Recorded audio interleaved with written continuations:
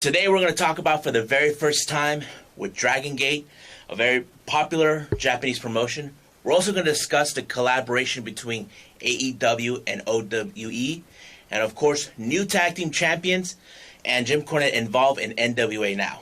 So, get on the roller coaster of the Deleted WrestleZone.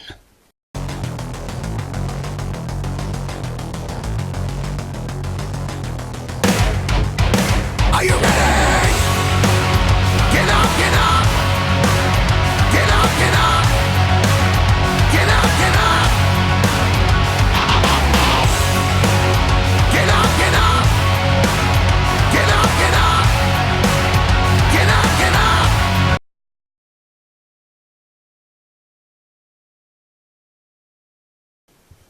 Alright, so many of you guys may not have heard what Dragon Gate is about. Let me give you a little small brief history. Dragon Gate began in 2004 when Ultimo Dragon, the founding father, took the name Toriyumi Jim from Mexico all the way back to Japan. Now, recently, later after that, they actually rechanged the name to Dragon Gate, and ever since then, Ultimo Dragon left. And Shima, if you guys know him from OWE, he was the first ever Open the Dream Gate champion. Now, their promotion is based on all of the junior heavyweight champions. So, all junior heavyweight contenders are all of it. Now, the title's a little different than you never heard of. Like, let's see. There's the Open the Triangle Championship. Now, that is only a six-man tag team championship.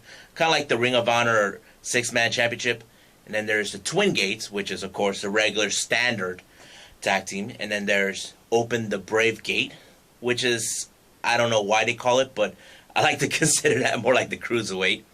And then there's the Open the Dream Gate, which is kind of like their version of the heavyweight.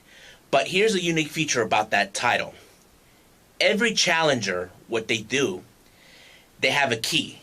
Kind of like a golden key. Now, if the champion defeats the challenger, that key is attached to the belt. Now, it doesn't matter how many keys the champion obtained, let's say 5. Those are the 5 he had victories. Now, if the challenger is successful with winning the championship, then all those keys are gone. So, it's kind of like you're starting over again. Now, this recent event that Dragon Gate had, they actually had this one called the Dangerous Gate. But I'm going to pull up some of the notes I have here for you guys. That way you understand. Now, this is one of those events you probably never heard of. Now, they first started out with a 10-man tag team match. 10-man. So, here's who they had. So, they had members from Tri Vanguard, Gagetora, Yusuke Santamir, teaming with Dragon Dai, Jimmy, and Shishako Boy, and they defeated Natural Vibe members Punch Tomi Naga and Yashi, Hiroshi Yamamoto, Martin Kirby, and Hondai Ryu. So, that was the first match they had. The next match was an 8-man tag team. Now, 4 of these guys teamed up. Kesnes, Kenichi Ara, Ryu Saito, and Super Sisha defeated RED, Kazuma Sakamoto, Takashi Yoshida, Yushi Kando, and their newest member, Diamante. The next match is for the Open the Dream Gate titles. We had the Strongest Machines, FG&J. Now, don't ask me why they call themselves that way, because I don't understand, but I like to say they have an interesting name. They faced against members of the Mochizuki Dojo. The members are Mio Wanatabe, Kota Minoura, and Yuki Yoshioka. Now, these guys have been trying to get their hands on these titles for months. But the Strong Machines, they're way too much, so they beat them in a very intensive match. I mean, it was so great. The next match was a tag team match with also members of the Michizuki Dojo. So they had Ketsuka Okuda, and of course leader of the dojo, Masaiki Mochizuki. They defeated Maximum members Kaito Ishida and Naruki Doi. So there's a tense rivalry between these two groups, between Maximum and the dojo group. Now the next match is a 6-man tag team match. This one you ought to pay attention. Tribe Vanguard members BB Hulk and Kai teamed up with the father of Dragon Gate, Ultimo Dragon, against Maximum members Dragon Kid, Jason Lee, and Masato Yoshida. Now, I want to stop right here for a second about it. Now, Ultimo Dragon, we all know his history. He's been with many promotions over the years, from Japan to Mexico. He did have a short stint with WWE. So this was a huge thing for everyone to see Ultimo Dragon. But this is what you guys don't know. They actually muted his theme song. Don't ask me why. I think they're trying to protect Ultimo Dragon's reputation. So I don't think I find it too controversial. But here's what the thing about this match is, one of the best ones that I've ever seen. There's a moment where you see the two dragons face off against each other. Ultimo Dragon and Dragon Kid. Now, also you should know, Ultimo Dragon trained Dragon Kid. He was one of the last few students from the early years. Now, there was also another moment with Ultimo Dragon in this particular match. He had a face with one of his top students, and I'm talking about Masato Yoshino. It became Master versus Student. One of those matches that you don't want to miss. It's so crazy. Now, here's a funny part that I saw in this match. Ultimo Dragon had Jason Lee in a submission move. He had him so good, out of nowhere, Dragon Kid tried to kick him in the face. And he gave him that look like he wants to pound him, and Dragon Kid pounced out of there. Like he wanted no part of it. And Masato's like, I don't speak Japanese, but I can tell by the expression of the face. He's like, tell him, what are you doing? You were getting in his face. Go finish it. He's like, nope, I don't want to get in the way. But of course, the victory goes to Tribe Vanguard and Ultimo Dragon. So it was a great match. Now the next match, it was a singles match. It's a non-title match. The Brave Gate champion Sazumu Yokosuka defeated Shun Skywalker. Don't ask me if it has some Star Wars reference, because I don't know either. And then there was the next match. It was another championship match. Open the Dream Gate match. This one had the champions RED, Big R, Shimuzi, and Aita defeated Natural Vibe members Genki Orishugi and KZ. This was a brutal match because much like any evil stable factors, kind of like the Bullet Club or NWO or Ace and Nate, they always cheat their way through to make sure they keep the titles. So RED won that. Now the final match, this was for the Open the Dream Gate championship. Ben K versus Yamato. Now this is Ben K's first title defense ever since he defeated Pac. So Yamato, who is a veteran in Dragon Gate, won another shot. So it was a great match. I'm not gonna lie to you, but the victory goes to Ben K. So it was a very strong match to see. So I'm really happy how this result turned out. I was, even though I don't know what the commentators are saying because it's all in Japanese, but I can try to take a wild guess of the expressions when it comes to it. So if you guys are interested of Dragon Gate, you can still follow them. I think they have a network kind of like similar to New Japan, DDT, The Five, or whatever. I haven't got a chance to look into it, but if you want to check it out, this is an interesting promotion you guys should look into. But right now, this promotion is now getting a higher boost now that the founding father of Dragon Gate is back, Ultimo Dragon. I feel like I want to continue more to follow them since he's back. So that is it for now with Dragon Gate. Let's continue on.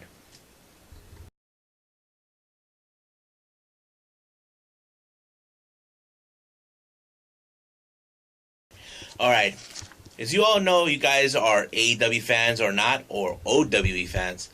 We just found out recently that AEW and OW are going to do a collaboration in Thailand with a promotion called New Taiwan Entertainment Wrestling. I never heard of these guys, but they're willing to sponsor them to come down to their country to throw in a wrestling event.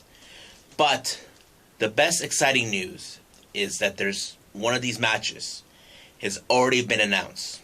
We have Yuka Sakazaki teaming with Michael Nakazawa versus the Best Bout Machine Kenny Omega teaming with his longtime mixed tag team partner Rio. Now, why couldn't they put this at, let's see, an AEW event? Well, we don't know how they're going to go with it because Tony Khan has talked about many times over about how the match should go. But this doesn't mean they cannot do it somewhere else, you know, like either in Japan or in China or whatever. But this is a match I feel is going to be great. I hope someone records this and puts it on YouTube. It will take place on September 14th, which is tomorrow. And I think it should be that day over there overseas due to the timeline. Well, who knows? But I'm excited for that. But Michael did mention on Twitter that this is not the first time he has faced Kenny. But he did say it will be interesting that those two face off again, but this time in a mixed tag team match. So I'm excited to see this. Even though Matt doesn't like Michael, and I think he's probably hoping that Kenny beats him. But I'm excited for that. So that's it for this collaboration. We'll continue some more.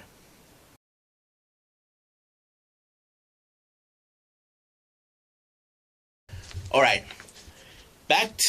We're going to give you guys another update of NWA. Now, as you all know, they're having their very first tapings very soon on September 30th and October 1st. Now, this new update that I just wrote, we just had a Crockett Cup rematch. If you guys haven't followed, the Crockett Cup is a tag team tournament that they had with Ring of Honor a few months back. And the winners were Villain Enterprises members Brody King and PCO. Now, the runner-up team that faced them, Thomas Latimer and Royce Isaacs, finally had another opportunity to take on King and PCO at Ring of Honor's Global Wars Expectations. Now, this was a rematch. And the shocker became both Thomas and Royce beat Villain Enterprises. Now, in the back of your minds, they're saying, is this for real? Are they really giving them these titles? Yes, because here's another factor.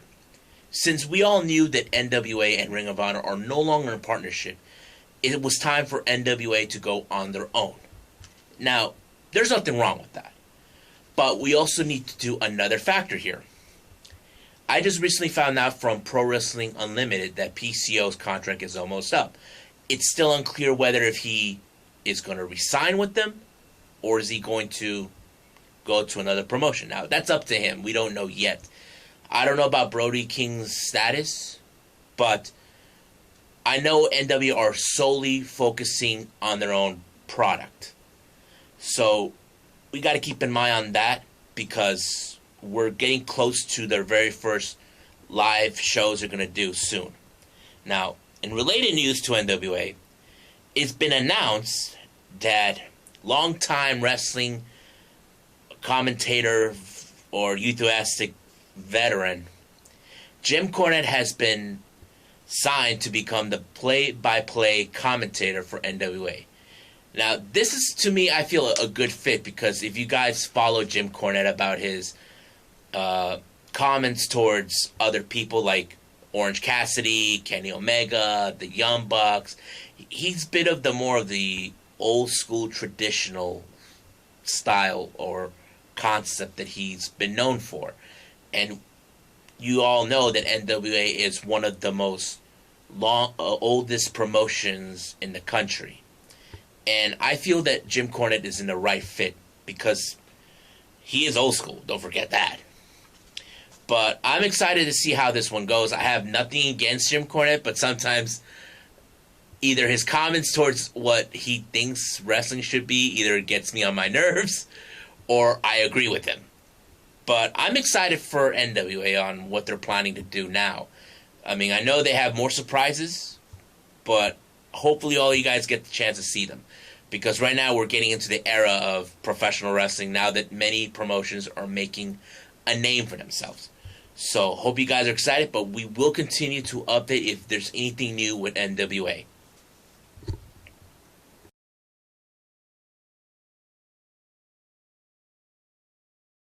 Alright, if you guys know, I've been following Puma King for quite some time. I even have pictures of Puma King. And of course, if you guys have me on Instagram, I have a video of him doing his little kitty growl. But a while back, I talked about Puma King, that he won the DDT Pro Wrestling Iron Man Heavy Metalweight Championship. Now, he won this title back in August 25th. Now, if you guys forgotten about what this title is, the Iron Man Heavy Metalweight, it's kind of similar as the Hardcore title, the 24/7 title. So basically, Puma had a target on his back for this title.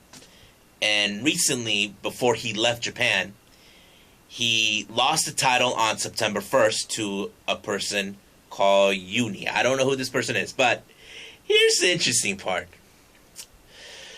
There was a shuffle of back and forth of this title in one day. One day. It started with Puma losing the title and Uni winning it. Now, here's the order how it happens, who's been winning on this shuffle. We had Kazuki Hirata, and then Saki Akai, Asuka, and then back to Kazuki, and then finally Puma King. Yeah, Puma King won it. I don't know if he's trying to be the next Drake Maverick or the next R-Truth. I don't know. But here's the interesting part. His tour with DDT is done, and now he has a target on his back. But it's now been foretold that the wrestlers here in the U.S. and down south in Mexico are on high alert of Puma King. So basically, let's see if he can put his 9 lives to the test. I'm still trying to, hopefully that someone videotapes Puma King trying to dodge every move, whoever comes after him for this title. I mean, if you guys haven't seen the Joey Ryan stuff where he had the DDT Iron Man Heavy Metal Championship, I'll try to put a link to that in the bottom so you can get a clear idea what Puma King he's going to go through. And I don't know when he'll go back to DDT, because I know he's been working with those guys on time to time, starting from, last year? And he's also part of the stable faction called Damnation. But this is going to be one interesting journey for Puma. Let's see if the 9 lives can keep up for him. So, Puma King, good luck.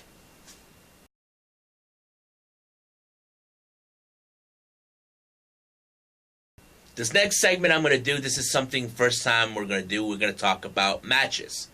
Now, this match took place on August 22nd in Seattle, Washington. This was presented by New Japan Pro Wrestling. It was the first night of the Super J Cup. Now, One of the matches that was epic was Will Ospreay facing off against his childhood hero, The Amazing Red. Now, let's go back a while back what led to this. Now, we all know Amazing Red has talked about retiring because he felt his body is giving up on him. Yeah, that could be it. Many wrestlers and fans don't want him to go, but there's nothing we can do to convince him to stay. But there is one person that Amazing Red hasn't faced, and we're talking about the aerial assassin himself, Will Ospreay. Now, Will said it didn't matter if he wanted to face Red either in House of Glory or in New Japan. But, of course, it happened with New Japan, but not in Japan. It happened in Seattle. Now, this is one of those matches that was epic. You had two of the best high flyers in the world. Now, you all know Red, his story. He's also been considered as the East Coast version of Rey Mysterio. Of course, Ray has the 619. He has the 718. But, man, that match was so crazy. Best high-flying kicks, you name it. Will has been throwing every trick he has on his arsenal. And much like Red, he kicks out. And Red does the same thing too. It goes back and forth. It was like you don't know who's going to win. Because both of them are in line to continue to advance in the tournament of the Super J Cup. And I can tell you the moves he has done there that Will does, the hip hip cheerio, I don't know, I can name a few, but man, it was so amazing. If you guys haven't had the chance to see it, you can go on New Japan World and check it out. It's right there, and you guys will not miss a beat whatsoever. I'm like, this is one of those matches you gotta watch. But, of course, in every match like this, there's always has to be a winner. Now, you probably ask yourselves, who do you think should have won? The veteran Amazing Red or the upcoming star Will Ospreay? Well, it could go either way. I was a bit biased because I'm a fan of these guys.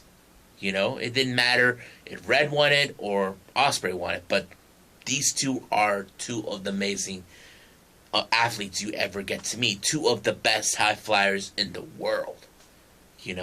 So basically for me, I'm biased. I don't know if you guys who are watching, who you think should have won. If you're biased like me, then you have no say. But if you're fans of Will, then you cheer for Will. If you're fans of Red, you're fans of Red. Now, the way this match ended, Ospreay hit Red with the Storm Runner, and that's how the match ended. But it did not end it that way. It ended where Will gave his big speech. Will is trying to convince Red not to leave. He wants him to still stick around. Will even admitted to himself on an interview that he grew up watching Red when he was 11 years old.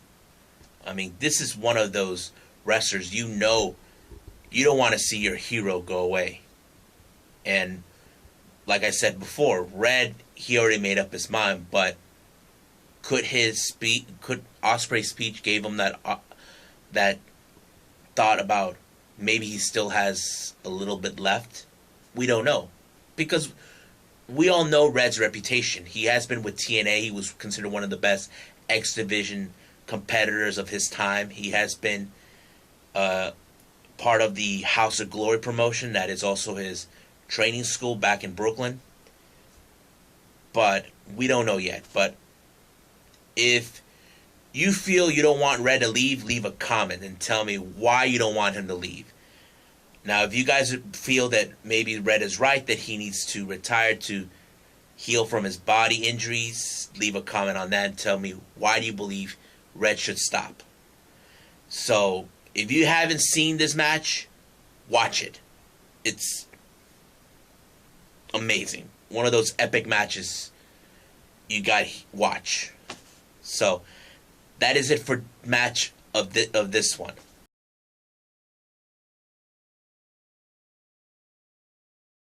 All right, this next match I'm gonna talk about.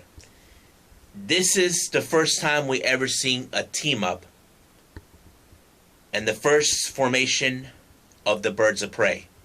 We're talking about Robbie Eagles, the Sniper of the Sky, teaming with the aerial assassin Will Ospreay, facing against Bullet Club members and the current IWGP Junior Tag Team Champions El Fantasmo and Taiji Ishimori. Now, let's go back to the Best of the Super Juniors. What led to this match? Robbie Eagles had a match with Will Ospreay during the tournament. As much as what happened, El Fantasmo got in the way, costing him his match because El Fantasmo was trying to ensure victory for Bullet Club. But for Will, he felt he didn't need his help. He could handle it. And from then on, he was feeling he can't trust El Fantasma whatsoever. Now, another opportunity arose for Eagles when he had to face Will Ospreay at the the Southern Showdown in Melbourne or Sydney, Australia, somewhere around there in the Australian. And of course, he told El Fantasmo that he had to take a hike. He did not want his interference. But that match between Robbie Eagles and Will Ospreay was another epic match. They both have similar styles, but they are from two opposite ends of the world. Eagles, who is Australian, Ospreay, who's British. In the end of the match, Ospreay offered his handshake to Eagles, and he did. And then, of course, Eagles took out El Fantasmo, which is like, finally I could get to kick him in the face. The following day, Eagles was in a 6-man tag team match with Jay White and Fale against Tanahashi, Okada, and of course Ospreay. But some point, Eagles defected and betrayed Bullet Club, and he joined Chaos. And of course, the world was buzzing about a possible team up with Eagles and Ospreay. And of course, it came true on Royal Quest. And that's how the Birds of Prey was born. Now, this match between the Birds of Prey and Bullet Club members, this was an epic war between the two groups. Robbie Eagles and Will Ospreay, they have amazing chemistry. They have similar styles if you ever followed them. And it works for them. And you all know how Bullet Club are. They're always trying to find a way to cheat. El Fantasmo, he's a dirty cheater. Taiji, we all know he doesn't cheat, but he is one of the strongest junior heavyweights in the division. And is going back and forth. And of course, the victors became the Birds of Prey. Now, a while back, I talked about this thing with Minoru Suzuki, about how he pinned Okada and gave him the opportunity that he wants to face Okada for the title. Similar situation has happened with the Birds of Prey. They pinned Taiji Ishimori, and that gave him the first line to face El Fantasmo and Ishimori for the IWGP Junior Tag Team titles. Now, we all want to see that, because this is going to prove that this is a tag team that deserves to be champions. Now, Robbie Eagles did say that Bullet Club has held them back. Maybe so, yes. Maybe they have held them back. I mean, there is a lot of potential with Eagles, but we just got to see how it's going to go. We know El Fantasma will never allow this to happen. He'll find a way to ensure the Birds of Prey will never succeed. But you may never know, because the chemistry between Will Ospreay and Robbie Eagles is now becoming tighter. The more tighter they're becoming, the more it'll prove that they are one of the best high flyers. If they can dominate the junior tag team division, then it proves they will win those titles and win it not only for Chaos, but for themselves. And also, Will Ospreay will be double champion. Not only Will is the current IWGP Junior Heavyweight Champion, but if he wins the Junior Tag Team titles, he becomes double champion, which is gonna be epic. So we just gotta wait and see when this match will happen. We don't know if it's gonna happen on Destruction or King of Pro Wrestling. We don't know yet. So we're just gotta wait and see what this match will hold.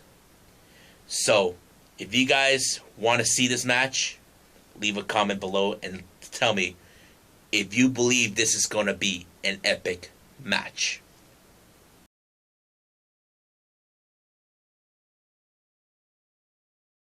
Alright, the last thing we're going to talk about, I know you guys have been fed up with me talking about NXT a lot, but this is something that's now going to happen. WWE are now considering canceling 205 Live and merging all the competitors from 205 Live to NXT and give the Cruiserweight its own title in NXT brand. Kind of like what they're doing in SmackDown and Raw. Like, SmackDown has the US title and Raw has the Intercontinental title. Now, the Cruiserweight will be part of the NXT brand. Now, I'm not going to say that 205 Live was a bad product. I mean, it didn't have the recognition that it needed. Because the 205 Live is all about cruiserweights, or in other terms is more like the junior heavyweights or the light heavyweights, however you want to see it. I mean, there have been some great cruiserweight competitors in there, and I'm not going to lie about that. But I feel 205 Live merging with NXT is probably the best for it to happen. And more info about NXT that I just found out, they're not going to follow the same parameters as Raw and SmackDown. You see, we're not going to see a draft change with NXT going to Raw or SmackDown or anybody called up to it. NXT is going to be NXT by itself. And of course, like I said, Vince is not involved. Triple H is going to focus on this. Now, Triple H did had a comment that he was asked, is he worried about AEW? You're going to be shocked about what he said. He's not. He's mostly focusing on NXT. He's focusing on what he wants to bring out on NXT. Kind of, AEW said the same thing. They're focusing on themselves. So I have to say Triple H, even though there are those who are saying that he will never run WWE, I'm like, at least he's focused on something. He's not worried about AEW. He's worried about what he's going to bring out in NXT. And I have to say, Triple H has my respect on that part, because he knows what's at stake with NXT. Now, NXT will be broadcast on the 18th of September, so I'm excited to see how this is going to turn out, because will be completely different from what Raw and SmackDown have been doing for years. Now, do I think this is going to be a good thing? It's going to be extremely a good thing, because this is a third brand that will be now showcased by WWE. And if you haven't heard the word, there'll be no more takeovers, which will be sad. Yes, it will be sad. And now they're going to be having the Worlds Collide thing. I don't know how that's going to work. I'm still trying to find more info on that, but we'll see how that goes. But if you believe that 205 Live is a good thing to merge with NXT, leave a comment below. So if it is, we'll just have to wait and see how this goes. But right away, I want to know what you guys think about this episode. if you like everything I talk about Dragon Gate, NWA, the collaboration with AEW and OWE, or the matches I talked about, leave a comment down below. You can subscribe or just follow us. I'll be setting up a Twitter page for everyone, and I'll be setting up a direct link in the bottom. So, on behalf of me, J-Rod, I must bid all of you adieu. So, goodbye. Mwah. Have a nice day. Bang.